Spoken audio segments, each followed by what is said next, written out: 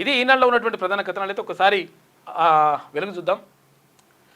జగజ్జేత దివ్య, ఇక 19 ఏళ్ల దివ్య దేశ్ముఖ్దే women's chess world cup అని చెప్పేసి ఒక వార్త కనిపిస్తూ ఉంది. ప్రతిష్టాత్మక విమెన్స్ చెస్ వరల్డ్ కప్లో 19 ఏళ్ల యువ సంచలనం దివ్య దేశ్ముఖ్ విజేతగా నిలిచింది. ఈ ఘనత సాధించిన యంగెస్ట్ ప్లేయర్గా, దేశ తొలి మహిళగా రికార్డు సృష్టించింది. ఇవన్నీ కూడా ఏది కరెంట్ అఫైర్స్లో వస్తాయి ఈ ప్రశ్నలు. యంగెస్ట్ ప్లేయరు ఎవరు అని చెప్పేసి అన్నప్పుడు దివ్య దేశ్ముఖ్ అని చెప్పాల్సి వస్తుంది. తర్వాత ఇక్కడ ఎన్ని అంటే 19 సంవత్సరాలకి ఇట్లా ఈ మరి ఏ రాష్ట్రం అంటే మహారాష్ట్ర, ఇట్లా మనము అవన్నీ కూడా వచ్చే అవకాశం ఉంటుంది.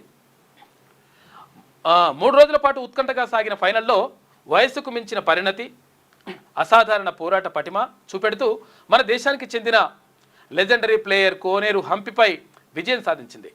తొలి 2 క్లాసికల్ గేమ్స్ డ్రా అవ్వగా సోమవారం జరిగిన ట్రై బ్రేక్స్లో అదరగొట్టిన దివ్య ఓవరాల్గా 1.5 తేడాతో హంపిని ఓడించింది. ఈ విజయంతో తను గ్రాండ్ మాస్టర్ GM హోదా కూడా అందుకుంది.